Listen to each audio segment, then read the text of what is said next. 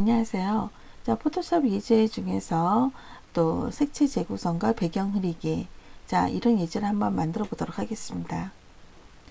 색채 재구성과 배경 흐리기 나와 있는데요. 크게 이름만 좀 근사해 보이죠? 네, 이름만 근사해 보이고요. 간단한 내용입니다.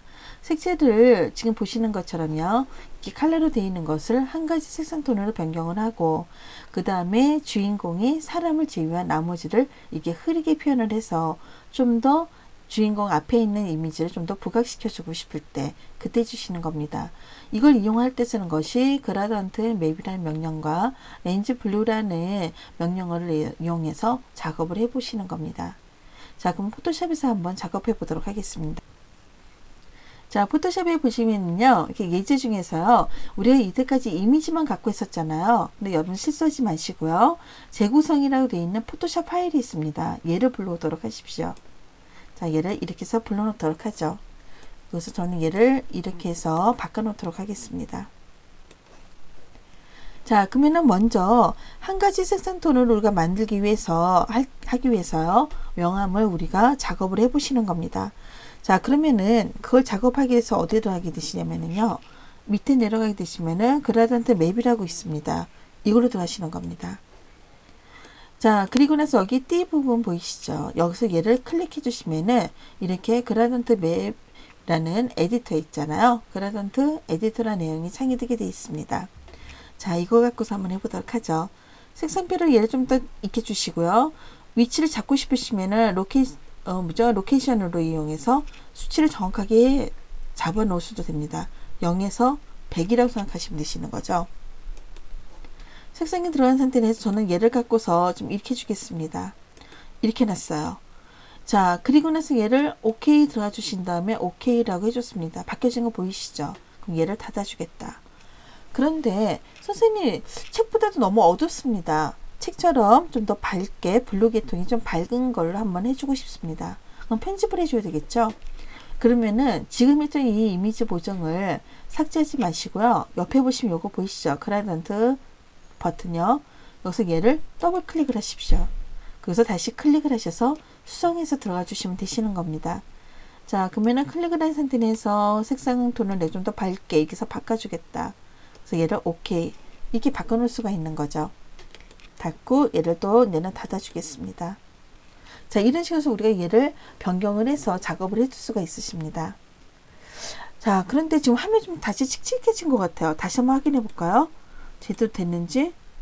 분명히 제대로 들어갔는데 아직은 약하게 되어 있네요. 아까 제가 실수로 좀 내렸나 봐요. 이렇게 놓으시고서 OK 다시 OK 이제 됐죠. 자, 이렇게 해서 얘를 다시 닫아 주겠습니다. 자, 그렇다면은 요번에는요, 여기다가 저는 사람을 제외한 나머지 배경에다가 흐린 효과를 주고 싶어요. 그러면 사람은 어떻게 해줘야 될까요? 사람 영역만, 이 사람만 다시 선택 툴을 이용해서 따줘야 돼요.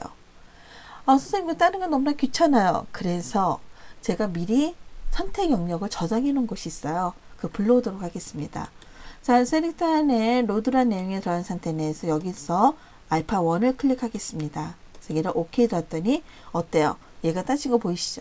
근데 불러왔더니 어떻습니까? 선생님, 사람이 아니라 배경이에요. 네, 사람을 제외한 배경을 내가 선택을 나중에 있잖아요. 사람을 먼저 선택해 놓고 컨트롤 쉬프트 I로 반전 선택을 해가지고 배경을 선택해 놨습니다.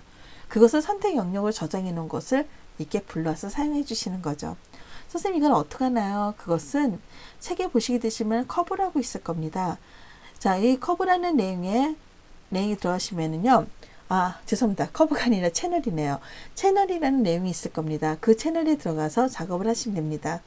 커브를 하도 많이 쓰다 보니까 말실수를 했네요. 죄송합니다. 자, 그러면서 여기서 보시게 되시면은요, 얘를 갖고서 알파 1에 얘가 선택된 걸 보셨죠?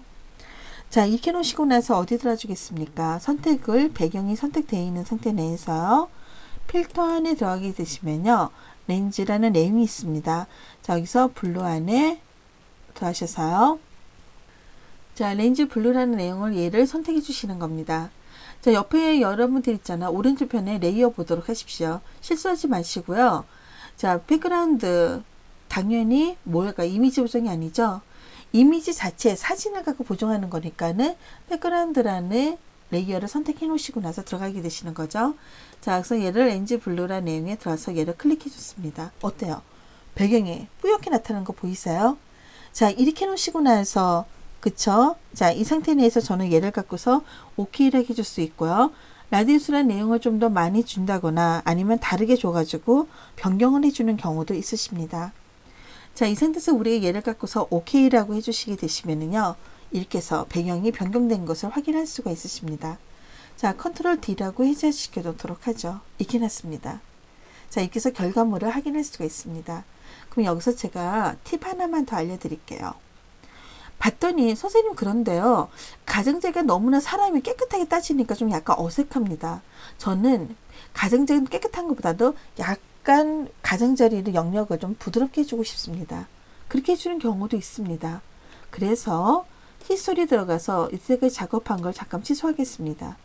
자, 로드 셀렉션 여기까지 다시 갖다 놓으시고요. 백그라운드를 선택한 상태 내에서요. 어디다 하시냐? 선택 영역을 부드럽게 해주는 것이 있어요. 그게 바로 뭐냐면 책에는 없지만은 참고하도록 하십시오. 자, 셀렉트 안에 모디파이 안에 패드라는 내용이 있습니다. 이걸 주시면은 가장자리를 좀 더 부드럽게 하실 수가 있으세요. 저는 예를 들어서 얼마 정도 주겠습니까? 한 10 정도 주겠다. 이렇게 해놨습니다.